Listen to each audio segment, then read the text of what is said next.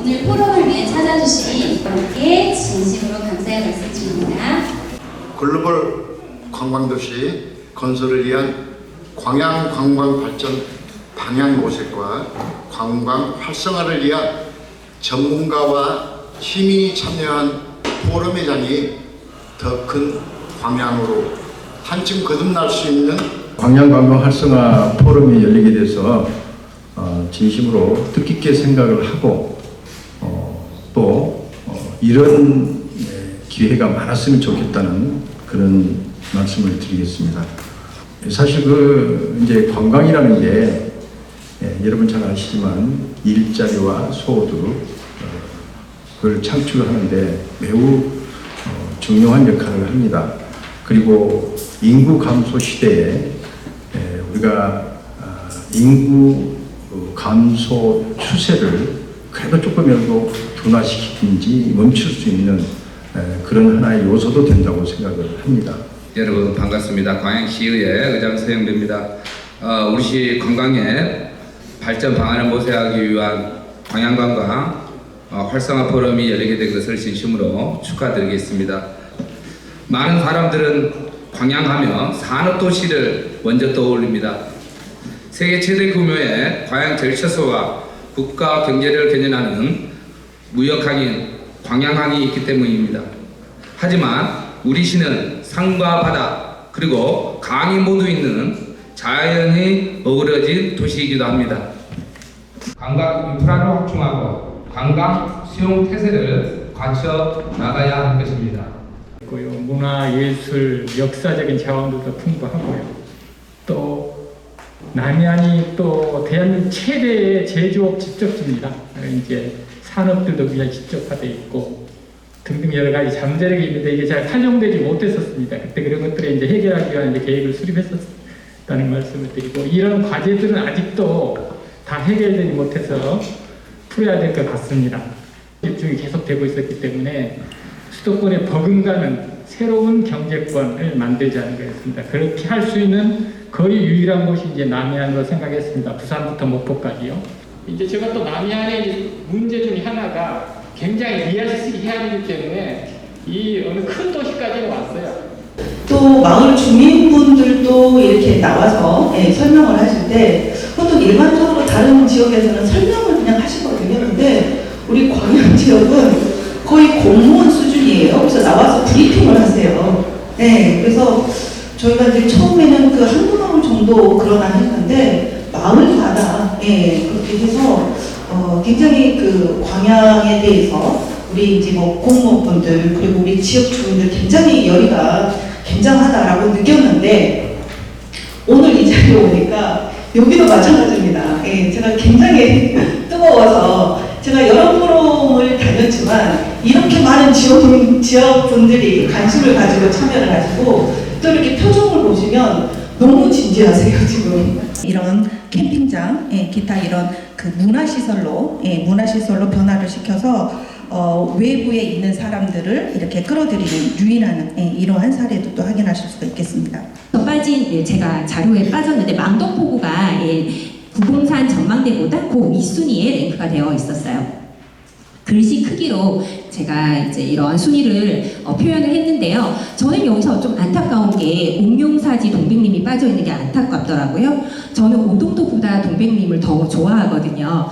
동백님을 가면은 거기 이제 올라가면 폐사지에 가서 눈을 감고 바람을 느끼고 있으면 굉장히 치유되고 힐링되는 느낌을 가질 수 있습니다.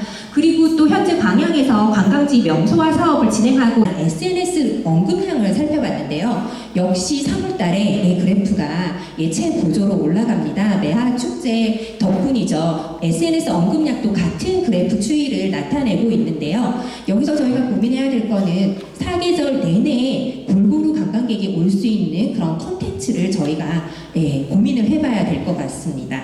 힙하게 잘 만들으셨더라고요. 근데 조금 아쉬운 아쉬운 게 이게 제가 막 SNS를 추적하면서 해시태그를 따라다니면서 조사를 했거든요. 근데 노출량 저희는 이러한 공간들을 잘 가지고 있다고 생각해요. 그래서 백운산 자연휴양림 같은 경우에는 치유 프로그램이 지금 진행이 되고 있는데 좀 여기에서 뭐 지금 진행되고 있는 프로그램들은 2시간짜리 이런 프로그램이거든요. 그래서 1박 2일이나 뭐 2박 3일 이런 프로그램들도 그러면 오늘의 가장 중요한 시간이 이 시간이 아닐까 싶습니다. 그래서 특히 이 시간은 이제 우리가 소통의 어떤 그 자리라고 보여지는데요.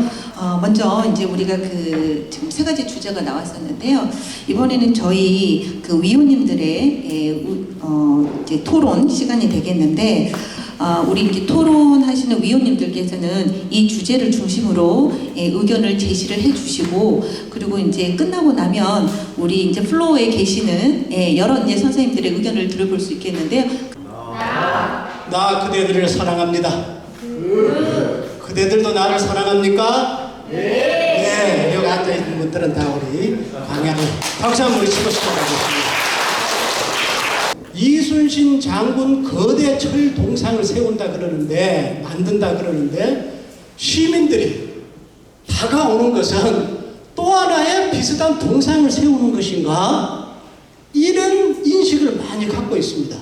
그러다 보니까 반대하는 사람들이 상당히 나올 수밖에 없는 거기에 대한 왜 그 동상을 세우는지에 대해서 잘 모르고요. 방금 예시했던 랜드마크를 예시해 주셨는데 조금 안타까운 것은 잘 사는 나라들 또 큰 대도시의 랜드마크를 이제 제시를 하다 보니까 우리나라에서 우리 광양시 규모 정도 되는 데서 랜드마크를 만들어서 성공한 사례가 몇 군데 있는지 아니면 정직하게 좀 힘든 건지. 앞서 교수님께서 다양한 사례들을 제시해 주셨는데 사실 이 모든 것이 지자체 예산이 아니고 정부 지원 사업으로 성공한 케이스들입니다. 그래서 일단 지금 뭐 관광 트렌드도 많이 바뀌고 어떠한 정책들도 많이 바뀌었는데 저도 이제 금융경영연구소를 운영을 하면서 창업의 세계에서 다양한 어떤 정부 지원 사업과 사례들을 많이 접하고 있는데요. 우선은 제가 광양에 이러한 사업들이 좀 논칙됐으면 좋겠다라고 생각하는 것들을 한 3가지 정도 말씀을 드리고 한국관광공사가 시행하고 있는 스마트 관광도시 육성 사업입니다.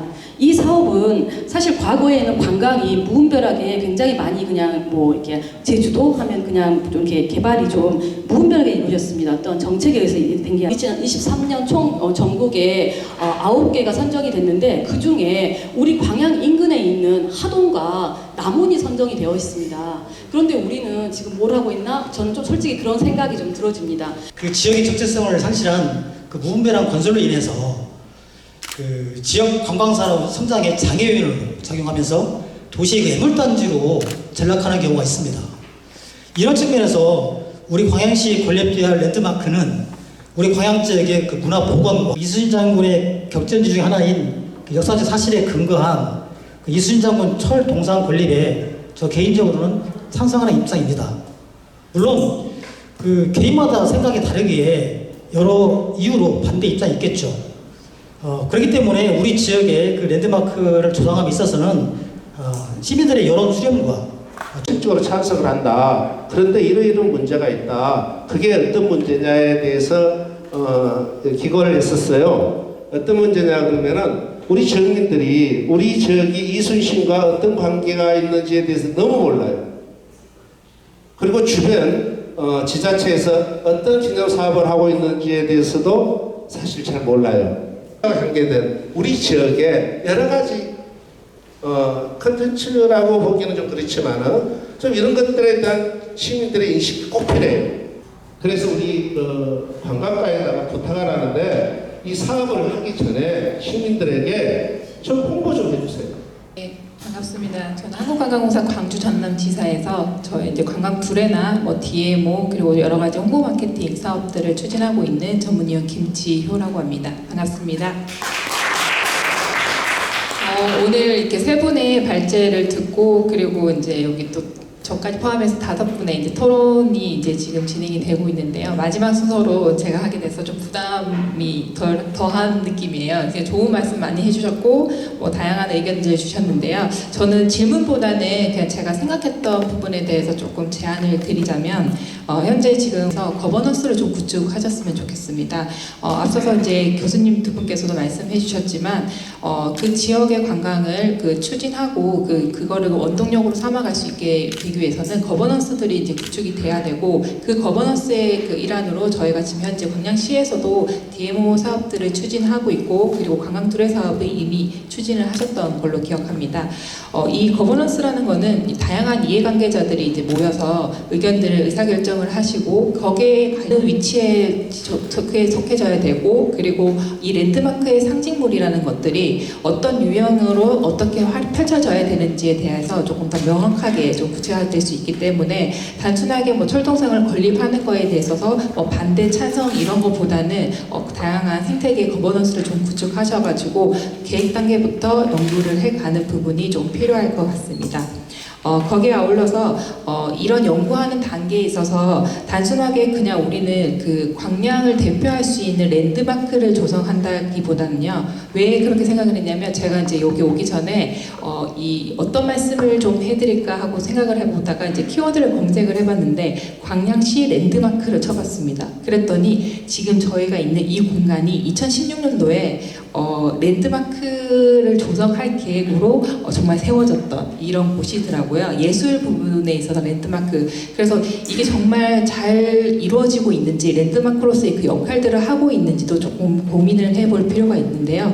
저는 오늘 여기 안 왔으면 여기가 정말 좋은 곳이라는 걸 몰랐을 거거든요. 그렇듯이 정말 홍보라는 것도 좀 중요하다라고 보여집니다. 그래서 단순하게 이 관광적인 부분보다는 이 광양을 찾게 되는 어떤 가치라든지 그리고 자원의 특성이라든지 이런 것들을 좀 사회문화적인 부분하고 엮어서 이런 것들을 잘 활용할 수 있는 방안들을 좀 모색할 필요가 있다라고 보고요. 그리고 단순하게 이게 이제 저희는 뭐 사업을 통해서 사업비를 받고 사업을 통해서 이런 것들을 이루어 나갈 뿐만 아니라 앞서서 말씀해 주셨던 남해안 그 발전 종합 계획도 의거하고 그리고 실질적으로 지금 이제 4차 관광 개발 기본 계획에 의거해서 다양한 방안들을 추진할 수 있는 마련들을 좀 했으면 좋겠고요.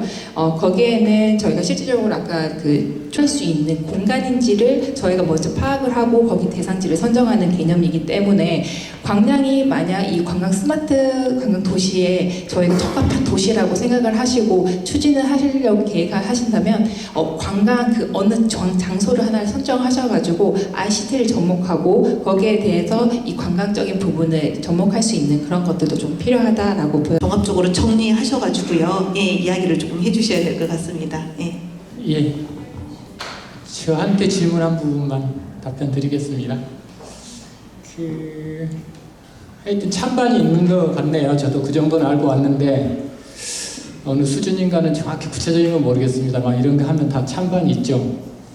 근데 몇 가지 쟁점이 있을 것 같습니다.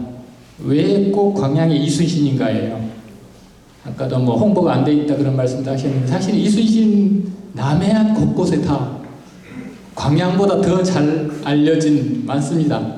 여수도 있고 순천도 있고 아까 말씀하셨지만 진도, 해남 다 있죠. 경상도로 가면 통영도 있고요. 남해도 있고요. 또 어디 있나요? 고성도 있을 것 같아요. 고성.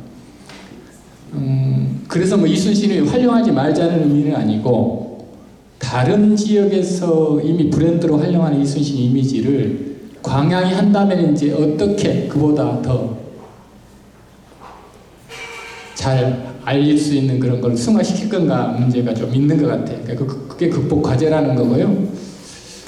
두 번째는 이제 형태가 꼭 동상이어야 되는 거죠. 이순신을 다양한 형태로 이제 구현할 수 있을 수도 있는데 그 부분은 저는 좀 오픈해 놓고 시민들의 의견을 드렸으면 좋겠다는 생각입니다. 또 하나는 이제 해결 과정에서 아까 구체적으로 어디다가 할 건지도 아직 규모도 정해지지 않은 것 같아요. 그래서 기존 시설하고 좀 기존에 있던 장소 시설이나 이런 것과 연계해서 활용해서 같이 했으면 좋겠다는 겁니다. 제가 구체적으로 몰라서 예시만 하겠습니다. 맞는 얘기인지 모르겠습니다. 기존에 이미 이순신 대교라는 게 있잖아요. 그리고 그 관련해서 뭐 사업도 조금 한 걸로 알고 있습니다. 그 이순신 대교를 활용하면서 뭔가 할 수 있는 게 더 유리하지 않겠는가고요. 아까도 구봉산을 얘기하신 것 같아요. 제 설문조사는 1등으로 나오니까 구봉산 전망대가 있나요? 네. 뭐 있을 것 같아요. 뭐 어떤 전망대를 활용해서 뭐 이순신을 또 구현하는 거죠. 구체적인 건 더 말씀 못 드리겠는데 하여튼 뭐 그런 형태입니다. 기존 시설 해설사로 활동하고 있는 나정훈입니다. 누가 제게 이제 관광이 뭐냐고 묻는다면 관광은 방문하는 사람들의 마음을 잡아서 그분들이 그 고장에 오래 머물 수 있도록 만드는 전략 산업이라고 생각합니다. 그러니까 전략 산업이기 때문에 우리 관광은 가장 과학적인 데이터와 학술적인 통계가 꼭 필요합니다. 아무나 관광에 대해서 이야기할 수 있지만 관광으로 성공한 예는 참으로 드뭅니다. 마찬가지로 지금 거론되고 있는 광양시의 랜드마크를 어떻게 만들 것인가 라는 것은 참으로 어렵고 험난한 우리들의 과제이기도 합니다. 또 꼭 만들어야 할 숙제이기도 합니다. 지금 최근에 이렇게 논란이 되고 있는 이순신 장군 초거대 철동상 부분은 사실상 컨셉입니다. 그러니까 어떤 이 철동상을 우리가 지금 어떤 식으로 해서 어떻게 만들겠다 이런 개념이 아니고 키워드는 우리 광양을 빛내줄 광양 관광 랜드마크가 필요합니까? 그러면 이 관광 랜드마크를 어떤 형태로 아까 여러 가지 이야기를 해주셨죠. 뭐 조형물로 만들 것인지 구축물로 만들 것인지 건물 형태로 할 것인지 그것은 저희가 지금 이번에 시의회 동의를 구하자는 부분은 뭐냐면 이런 랜드마크를 꼭 우리가 이제 필요하다고 인식을 많이 하고 있습니다. 그래서 이 랜드마크를 어떻게 조성을 하고 어떤 방법으로 아까 뭐 위치 그런 구체적인 걸 했는데 이런 포럼이랄지 공청회를 통해서 시민들의 다양한 의견을 듣고 또 우리 앞에 계신 전문가들 의견도 듣고 선진 사례도 첨부를 해서 어떤 방향으로 그리고 이제 시장님께서 누차 이야기를 하셨지만 이 부분은 이 사업 추진의 타당성이나 방향성에 대해서 저희들이 어떤 그 공통분모를 찾아내는 것이지. 지금 도시 브랜드를 찾는다면 심볼성이 좀 있을 수 있거든요. 근데 이제 관광 프로그램의 주제가 이제 무엇을 중심으로 오늘 얘기가 딱 마지막에 보니까 그 이순신 동상에 대한 얘기를 갖고 이제 그걸 중심으로 얘기를 했으면 이런 바가 엮여 있는 것 같아요. 괜찮습니다. 방금 뭐 문화 그 국장님도 얘기한 대로 민자유치가 가능하다면 좋죠. 그리고 그것도 이왕이면 민자유치를 스파 광양스토리 회장 이목천입니다. 오늘 이렇게 광양관광 활성화 포럼을 통해서 정말 실질적인 다양한 얘기들이 주고받고 할 걸 기대를 했었는데 사실은 한쪽으로 좀 치우치는 면에 있어서 좀 많이 아쉽습니다. 일단 저는 우리 광양에 되게 많은 자원들이 있습니다. 백운산, 섬진강, 금호산 전망대, 이순신대교, 망덕포구, 배알도 해변경 여러 가지 관광들을 어떻게 잘 연계를 해서 관광객들이 왔을 때 하나의 코스로 이렇게 이용을 할 수 있으면 좋겠는가 거기에 대한 고민들이 일단 좀 필요할 것 같고요. 그거는 이제 많은 분들께서 고민을 해줄 것이라 생각을 하고요. 관광협의회 굉장히 감사드리고요. 아까 앞서서 우리 다른 선생님도 얘기하셨지만 이 자리로 끝날 게 아니라 이와 관련돼서 이제 제2의 제3의 또 다른 또 자리를 만드셔야 될 것 같다라는 생각이 듭니다. 그래서 그때는 이제 저희들보다는요, 우리 이제 그 시민들, 우리 지역에 계신 분들께서 더 말씀을 많이 하실 수 있는 그런 아까 워크숍이라든가 그런 자리를 마련하셔야 될 것 같고요. 마무리하기에 앞서서요, 지금 이제 그 광양시 10개년 관광 로드맵이 올해로 마무리가 됩니다. 그래서 내년부터 새롭게 광양시 5개년 관광 로드맵이 시작이 되는데요. 오늘 토론이 이러한 5개년 로드맵에 정말 반드시 꼭 반영이 되었으면 하는 간절한 마음입니다. 오늘 이 자리에 참석하셔서 또 발제해 주시고 토론해 주신 위원님들 그리고 이 자리에 함께 하셔서 우리 많은 분들 이야기는 다 못 들었지만 이 자리에 함께 해주신 시민 여러분들께 매우 감사하다라는 말씀을 드리면서 마무리를 하도록 하겠습니다. 수고 많으셨습니다.